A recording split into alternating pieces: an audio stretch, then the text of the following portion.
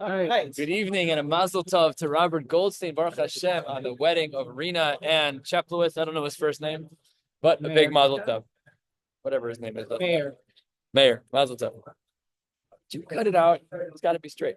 Okay, I'm going to throw you out. This is Classroom Management 101.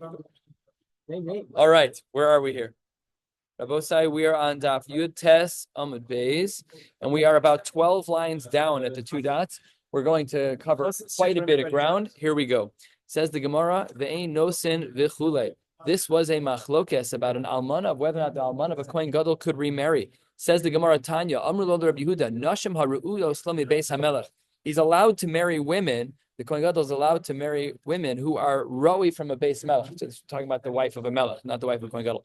Minding who are we talking about? Meirav u'Michal. And Meirav u'Michal were the daughters of Shaul, not the wives of Shaul. That's why Rabbi Yehuda has a little bit more rope, a little bit more leniency. Asks the Gemara, Bam Kasha, Shalu Talmid of Rabbi Yossi, Hech Nasa David Shte Achayos B'Chayehem. You have Mamish and Isser Daraisa. You can't marry two sisters. It's all right, you got it. If you sing as good as you do, you can trip a wire every once in a while. So says the Gemara, how can he marry Shte Achayos, Michal and Meirav?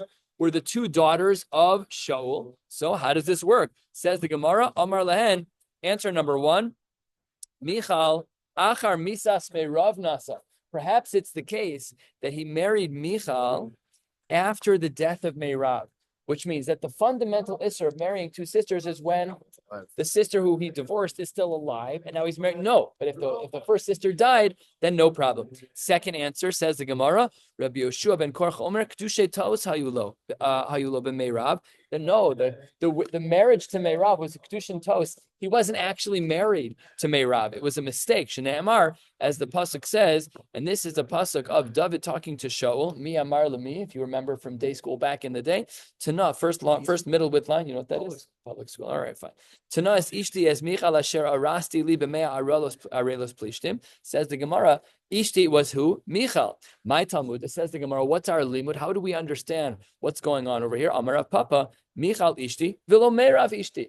So really, he wasn't married to both of them. Remember our fundamental question: how could you marry both Michal and Meirav? Hare, they're sisters. That's an Isser D'Oraisa. Says the Gemara, you're right, but he was only married to one of them. He was only married to Michal and not to Meirav. Says the Gemara, my kedusha tells what was the chisaron in the kedushin? Kedushin is not difficult. Harad mekudesha sleep at tabasu with Edim just happened 20 minutes ago. Kedushin's easy. So says the Gemara, what happened was the chsiv ve'ayah ish asher yakenu ya'ashrenu hamelach osher gadol. Remember the story of Goliath. So David's like, I got that. I could take him down. And anyone who takes him down is going to make some money. So now we have a problem. Azal Katle, David went and killed Goliath. Amarlo, Malva Islach Gabai. I owe you money now. And basically, it's an outstanding loan. And here's the problem. The Hamekadesh ben Malve. Oh, Givaldik. Alam de Shahalacha from Goliath. Because David really did earn money because at least money was coming to him. But if he hasn't been paid yet, then in effect, it's an outstanding loan. So then what happened? Azal Shaul then went and Yahva, he took Meirav, who he wasn't married to, David wasn't married to because Kedushay Tos, and he gave him Le'adriel to another person altogether. So that's how we really solve this problem of David marrying two sisters, because he didn't marry two sisters. The first one was a fail, and then done deal. How do we know that Meirav married Adriel? The pasuk indicates it as to Adriel. And then Omar Le Shaul says to David, if you want to marry my daughter Michal, zil lach mea arelos plishtim. Go get 100 arelos, 100 orlas from the plishtim. Basically, go kill 100 guys. But he actually came back with 100 orlas. Says the Gemara, Ozal Aisile, no problem. I got you. This is no problem. I want to marry Michal. We're good to go. Says the Gemara, Amar Le, now we have a different halachic sugya. Milve upruta islach gabai. The milve you owe me because you already owed me from Goliath. And the pruta is what I have about the Mea Arelos. So says the Gemara, there's a machlokas. Shaul thought Milve upruta died to Emilve, in which case they're not married, because as we pointed out, Hamekadesh b'milva in mekudeshes. However, v'david savar halfway down milva pruta daite apruta. Oh, and how much do you need to get married? A pruta, shava pruta. So he thought they're married. And by sema, another possibility, really dekule alma milva pruta daite apruta. Really, everyone agrees that they really should have been married. But we have a different problem. Sha'ul savar that the mea arelos lo chazu leva lo midi. What are you going to do with that? That's pretty useless. And therefore, you can't be married. It's not a shava pruta. However, with David Savar, that's not true. Secondary purpose. He's a recycler. Says the Gemara, chazu lekalbi v'shunre. Give it to dogs, give it to cats. And therefore, it does have a value of a shava pruta. And therefore, they were married. So Shaul and David had a differing opinion as to what the value was of the Mea Relos. David said they have a value, therefore they're married. Shaul said, no, they don't. They have no use. They're not Shava Pruta. They're Pachos mi Shava Pruta, and therefore they're not married. Now, all of this poses a problem for Rabbi Yossi, because Rabbi Yossi, at the 1/3 of the way down, said, how did he marry two sisters? Well, he said, he married Michal after Meirav. Rabbi Yossi, what do you do with all the drushes that we just said? Says the Gemara halfway down, 8 lines into the wide lines. Hi, what do you do with this pasuk of Tanas Ishti Es Michal? My Dorish Be? Says the Gemara, Rabbi Yossi Lataime. Rabbi Yossi is Lashitaso de Tanya. Rabbi Yossi says, Hayadorish Mikros Me'uravin. He says, we're going to be pasting together multiple different psukim in order to understand what's going on. Here's pasuk number 1. Ksiv. The pasuk says, Vayikach HaMelech, talking about David, Es Shnei Bnei Ritzpa Bas Aya, the 2 daughters of Ritzpa Bas Aya, Asher Yalda LeShaul, this was Shaul's wife, and these were his children, Es Armoni Ves Mipiboshes, Ves Chameshes Bnei Michal, Asher Yalda LeAdriel HaMecholasi. Says the Gemara, wait 1 second. Was it really the case that Shaul gave Michal le'Adriel Nasna? Is that really correct? V'halo, after all, Michal wasn't given to Adriel. V'halo lepalti ben Laish Nasna. The pasuk says, V'Shaul Nasan as Michal Bito, Eshes David lepalti ben Laish. You see the language of the pasuk? Very complicated language of the pasuk. That it was on the one hand Eshes David, and we was given to Palti. So it says the Gemara, how do we fix these two psukim? Ela makish kedushe meirav le'Adriel lekedushe Michal lepalti. There's an equivalence, a congruence between the marriage of Meirav to Adriel as there was to Michal to Palti. Ma kedushe Michal lepalti be'avera. That was not allowed. Af kedushe Meirav le'Adriel be'avera. So yeah, they weren't married in an appropriate way, but they were in fact married. They married Ba'avir. Now the Kedushin's really not chal. You can't have bechalos. You cannot have a woman be married to 2 different men. First of all, Psukim and Chumash. Second of all, we won't know who the child is, right? Because it could be that she conceived from one or the other. Rabbi Yeshua ben Korcha, what would you do? Haksiv, what would you do at the pasuk? Ve'es chameshes b'nei Michal ba'ashol. So he says, Amar lach Rabbi Yeshua v'chi Michal yalda. These weren't Michal's kids. V'halo Meirav yalda. They were really Meirav's kids. Meirav yalda, Michal gidla. Michal was the one who raised the kids. It almost sounds like a Rachel Leah situation. There's a lot going on over here. Says the Gemara, because Meirav birthed the children and Michal raised them, so what then would we say about Michal? Lafikach nikru al shema, lilamercha titishu shekol megadol yasam esoch beiso. Anyone who raises an orphan in their home, ma le'elav akasuv ki'ilu yalado. The halacha is that if you raise that orphan, the halacha is, state in the Gemara, that it says, though it's your child, they were not Michal's children. But because she raised Meirav's children, they had the din of being her child. And says the Gemara in the parentheses, 2/3 of the way down, Chanina, Kra, Yochanan, Ve'ishto, Elazar, Ugeulo, Shmuel, Belimude, Simon, Vechule. Says the Gemara, Reb Chanina Amar Mehacha. Where do we learn this idea of attributing parenthood to another person? Says the Gemara, Vatikrena lo hashchenos shem lemor, Yulad ben leNaomi. They said there was a child born to Naomi. Naomi Yalda, she did not have a child. Whose kid was it? Hello, Rus Yalda. It was Rus. Ella Rus Yalda ben Naomi Gadla lefichach nikral Shema. Because Naomi raised the child of Rus, therefore it was called by the name of Naomi. Rav Yochanan gives another marimakam. Amar mehacha. V'ishto, it should be Hayuhudiya. Yalda es Yarad Avigdor. This is talking about the story of Bas Paro. Who did Bas Paro raise? Moshe. What does the pasuk say? Yarad Avigdor. Avigdor was one of the many names of Moshe. Ele b'nei Basya Bas Paro shelokach Mered. Mered, who was that? Zek Kalev. Why was Kalev called Mered? For a beautiful reason. Some rebellions are Givaldic. What was Kalev's Givaldic rebellion? 10 of the Meraglim came back. They were saying Dibara. He said, absolutely not. You guys are absolutely wrong. And he was morayed against the other 10. And therefore, you earn the name Merit. Says the Gemara, Badya Yolad. Badya. She didn't have Moshe. That wasn't her child. She saved him from the Yor. right? When then she extended her arm, famous midrashim. V'halo Yocheved Yolda, the mother of Moshe was Yocheved. Ela Yocheved Yolda Batya Gidla Lefikach Nikra al Shema. And yet another Marimakom, last of the middle width lines. Rebbe Lazar Amar Mehacha. We have another pasuk. This pasuk can be found in Tehillim. Go'alta bizroa amecha b'nei Yaakov v'Yosef Sela. What do you mean b'nei Yaakov v'Yosef? Says the Gemara, Yosef Yolad v'halo Yaakov Yolad. The Shvatim, Yosef he wasn't really one of the Shvatim because it was Ephraim and Menashe, but he was one of the kids of Yaakov. What do you mean that Yosef Yolad? Ela Yaakov Yolad. But what happened when Yosef was in Mitzrayim? Yosef Chilkel. He sustained everyone with all the food. That's an amazing zach. These were his brothers. It wasn't like Naomi and Ruth, where Ruth had the baby, and it wasn't like that. These were his brothers, Afal Pike and Nikra al Shemo, because he was Mechalkel them.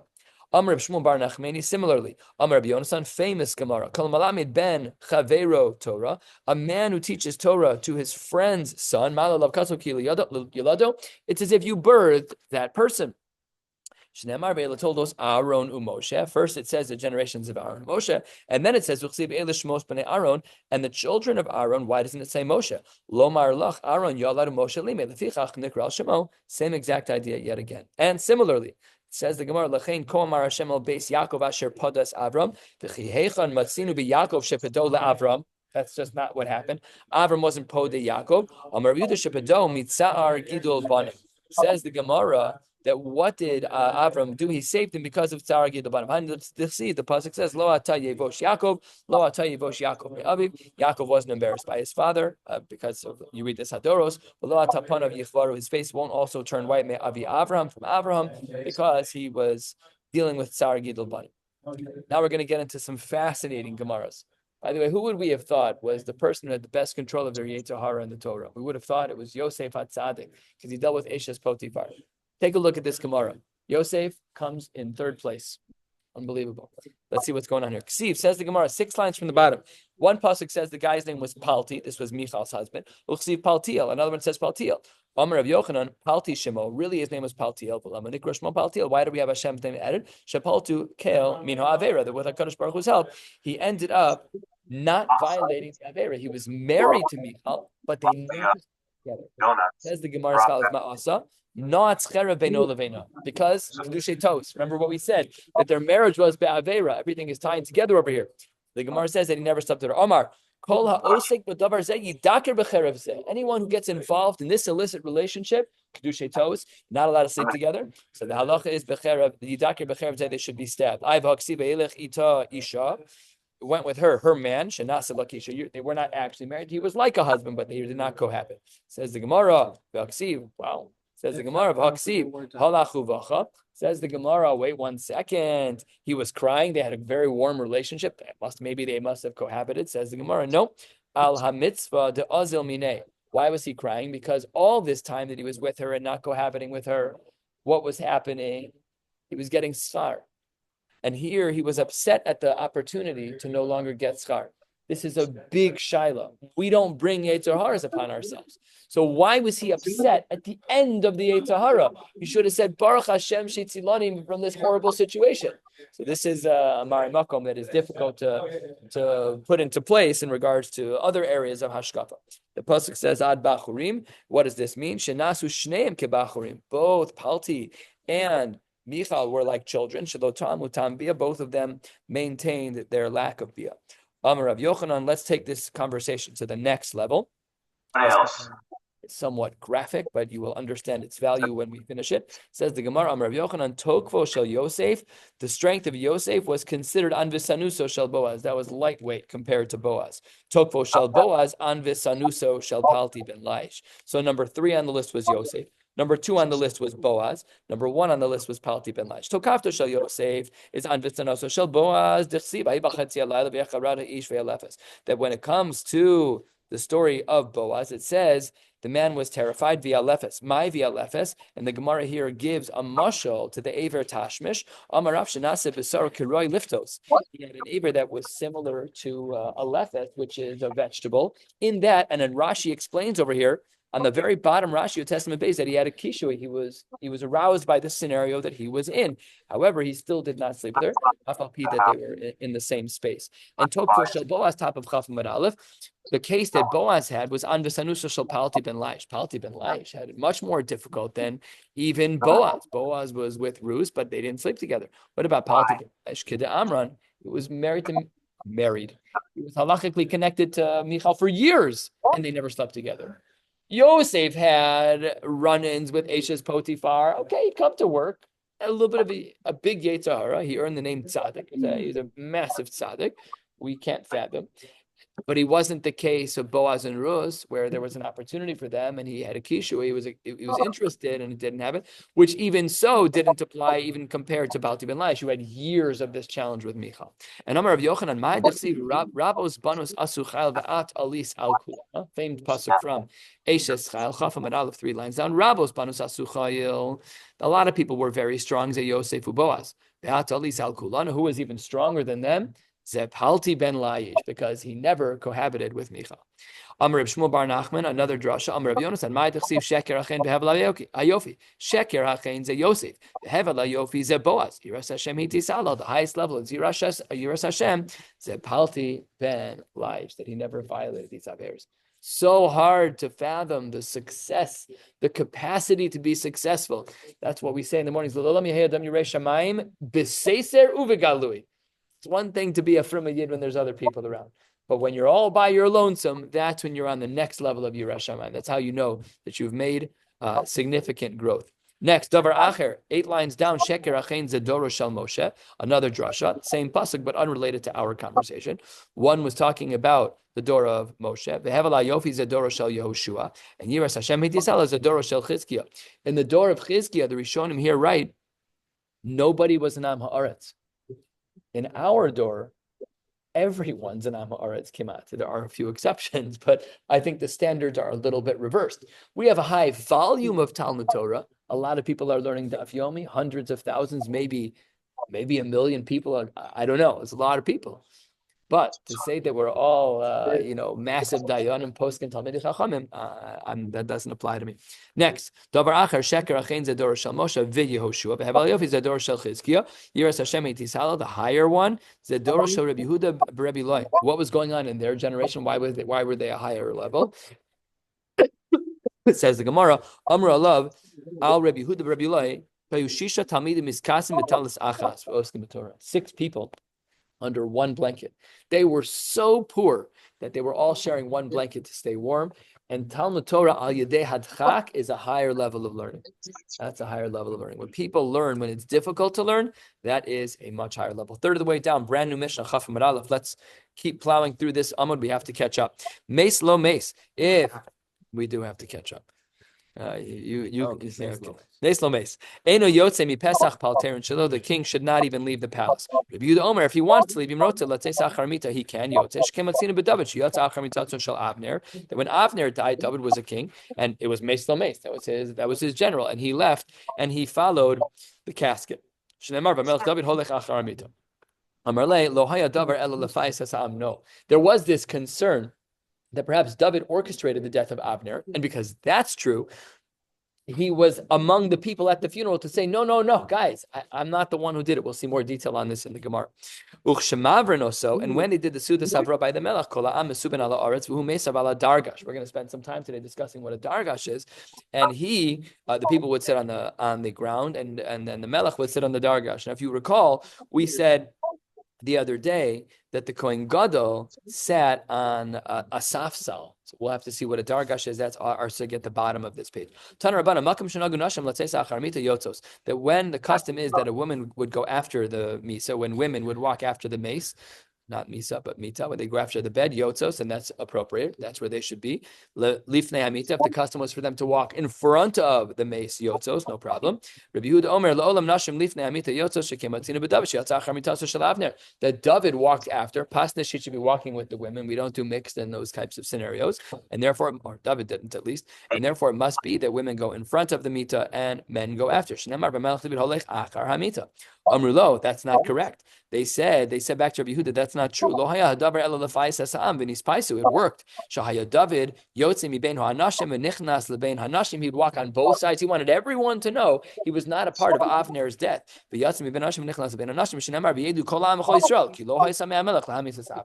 So he was playing politician that day. He's like, guys, chevra, this was not me. I wasn't playing a role in Avner's death. So says the Gemara. Second of the very wide lines, Darash Rava, the pasuk says, "My tichsi v'yavakol am lahavro," says David. They came to do the Sudas Havra. So they wanted to. He was mourning, so they wanted to give him a Sudas Havra. So says the Gemara. Wait 1 second. What's going on here? Ksiv in the Navi, it says lehachros, which is to cut down. The Karinan, but the way we read it is lahavros. So which one is it? How do we clarify the distinction?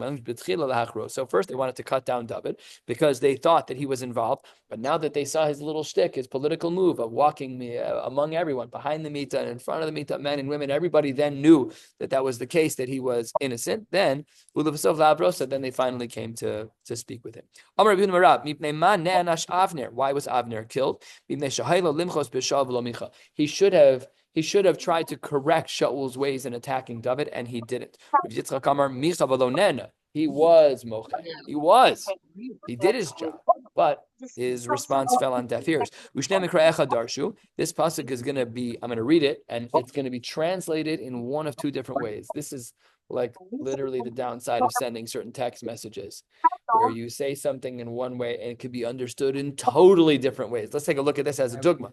5 lines into the very wide lines, 3/4 of the way down. Avner. He was lamenting about Avner's death. Vayomer hakamos naval yamos Avner. Such a terrible withering of days of Avner.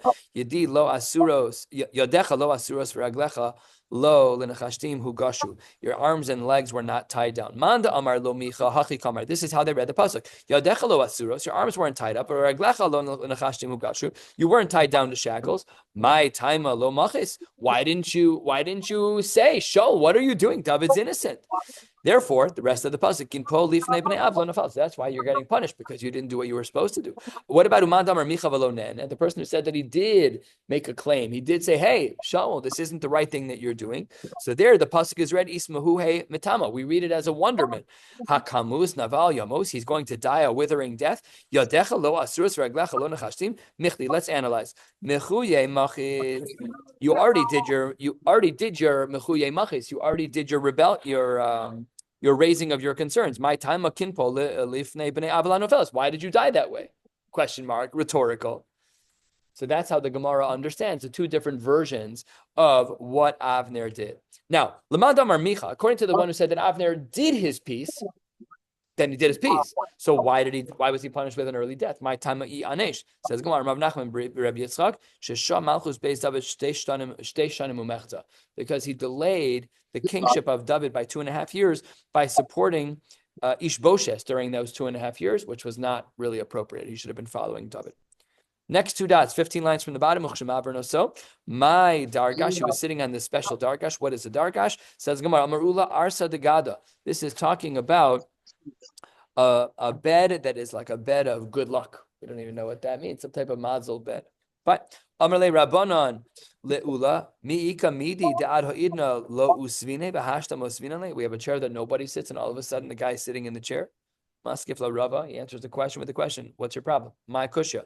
Dilma midi dehava achilu shasia de'ad ha'idna lo achilna v'lo ashkine. The tzibur never would feed him, but now that he's an avel, hashta kamuchlinan la.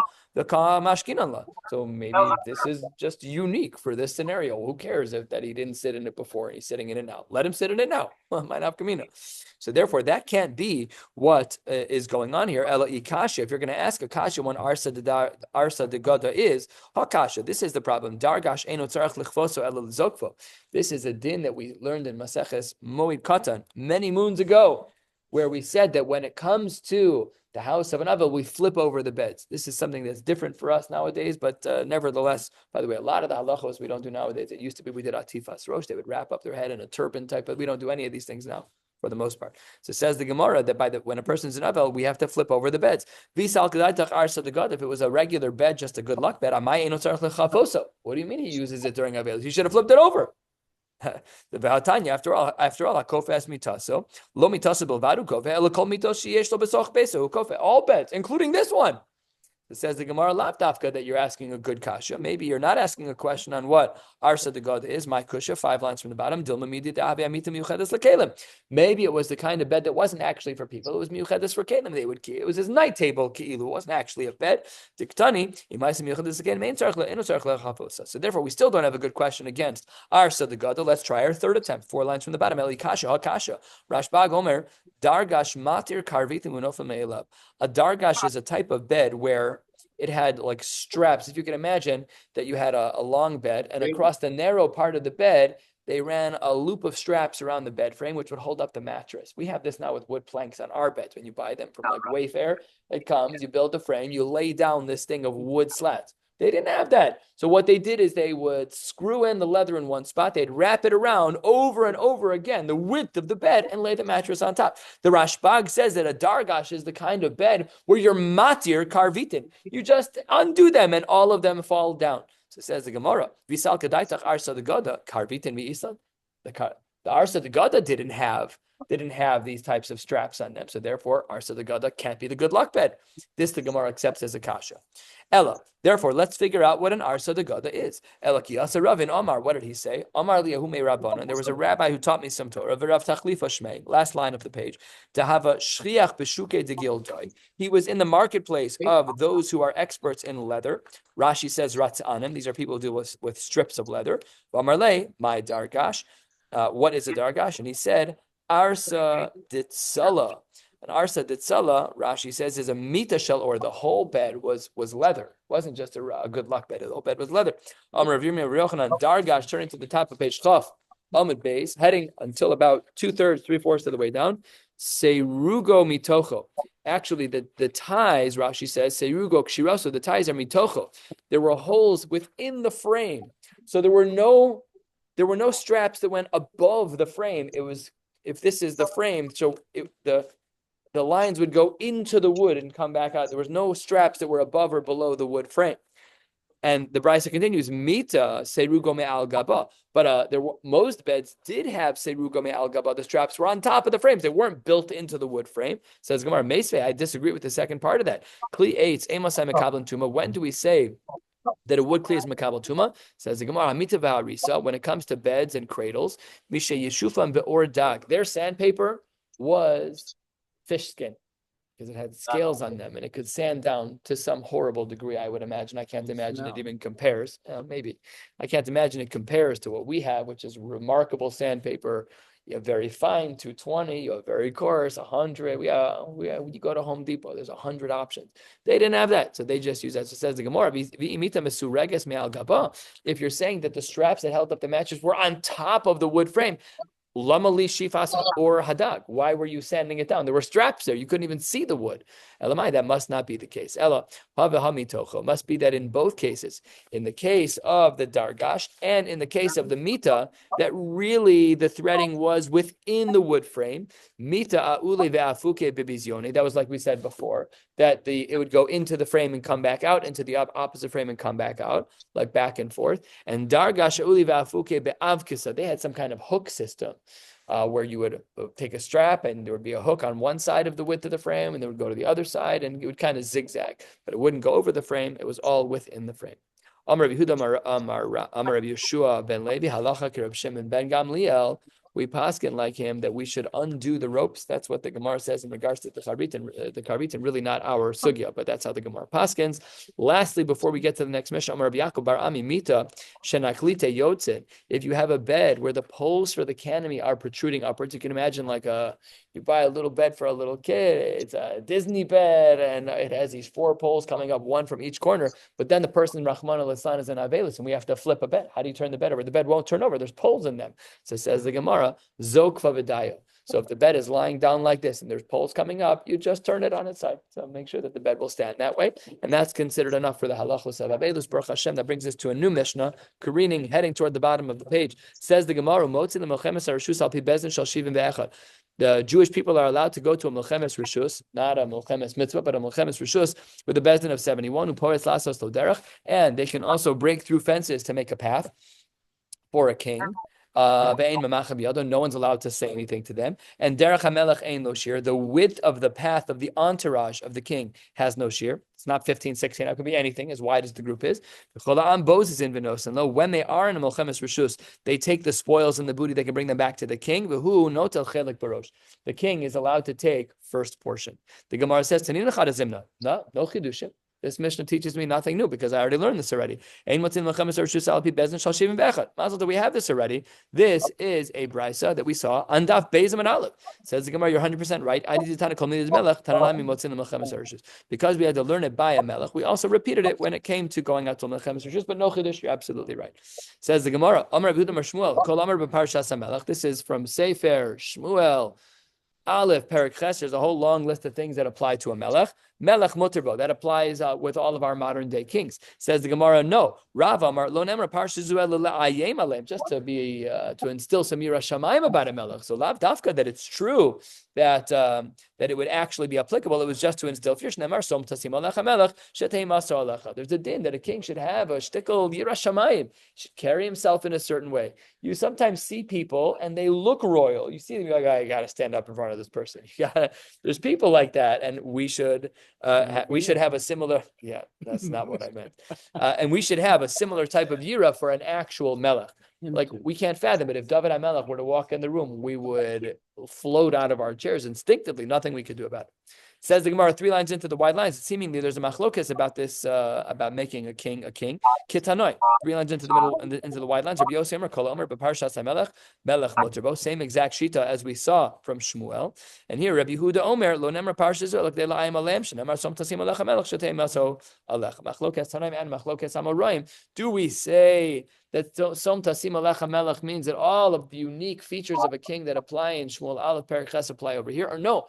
Really, it's just to say that there should be a higher level of yira as it relates to a melech, but those halachos don't apply. And the Gemara says, V'chein hai Rabbi Yehuda Omer, Gimel mitzvos nitztabu Yisrael b'knisasan l'Yisrael. The Jews had 3 mitzvos when they entered into Eretz Yisrael. Number 1, lahamid lahem melech, make a king. Number 2, lahachri zaro shel Amalek, to destroy Amalek. Number 3, v'livnos lahem beis habechira. Alavai, we should do all 3 of those things. That's amazing. Rabbi Nehorai says in regards to the mitzvah of going into Eretz Yisrael and getting a king, he says that's not regular rules. Omer, he says, no, that's only because there were people who were complaining and they wanted a king. They were asking for one. So perhaps in this particular instance, there is no mitzvah d'oraisa, but nevertheless, it was happening that they wanted to install a king. Tanya, Rebbe Lazar Omer Zakenim Shebador Kehogan Shalu. In that generation, when the older generation was asking for a king, they did it the right way. Shinemar, what was their request? We want a king who's going to judge us. We want a king who's going to hold us accountable. And says the Gemara, Aval, Amei Ha'aretz shebahen kilkulu. The people who were not Talmidei Chachamim, they made a mistake when they requested a king. Shenemar, Vayinu gam anachnu k'chol hagoyim shavteinu malkeinu v'yetzei lefaneinu. We should be like all the other nations that have a king. So let's get a king. They weren't asking l'shem shamayim. They're asking for the wrong reasons. Tanya, the Gemara says halfway down, 12 lines into the wide lines. Rabbi Yossi Omer shalosh mitzvos nitav v'shav b'knisas and la'aretz lahamid lahamelech. 3 rules repeated over here. Lahachri zaro shel Amalek, to destroy Amalek, v'livnos lahem beis habechira. V'eni yodei es men tchila. What is the order? How is it listed? It's listed as Melech, Amalek, and Beis HaBechira. Which one's which? So the Gemara says, Kshu Omer, Kiyad al Keis Ka, Milchamala Hashem Ba'amalek. We see Kiyad al Keis Ka is number 1, and Milchamala Hashem Ba'amalek is number 2. Have Omer, Lahamid Lahem Melech Tchila. How do we know from Kiyad al Keis Ka that the king should come first? Because Ve'en Kisei Ela Melech. The language of Kisei is a language of a king. Shnamar Vayeshev Shlomo al Kisei Hashem LaMelech. Okay, so we figured out the first one. Melech is first. Which one do we do first? Build a Beis HaMikdash or destroy Amalek? When the Gemara says, what does it say? You should get rid of all your enemies. And then, and we should have a Beis HaMikdash. So what do we see? That makes sense from the flow of the psukim. And with this we're going to close. What does the Beis